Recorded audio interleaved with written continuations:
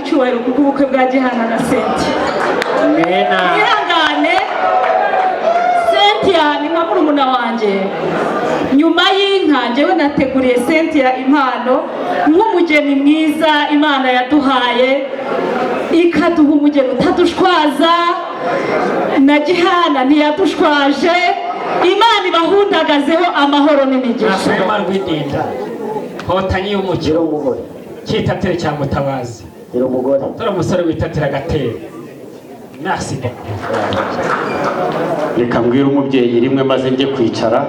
Urabona ko umuduhaye ari umushami.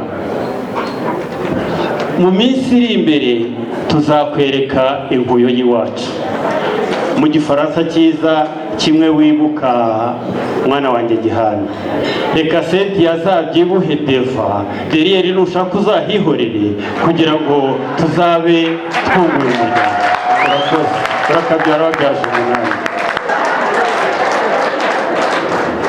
icyo narenzaho Gihana, urugo rwanyu ruzahoremo amasahane y'ibimene n'ibikombe bicitse imikondo kubera urubyaro. Barugenda rukura ufite impano se. Let's forget about time.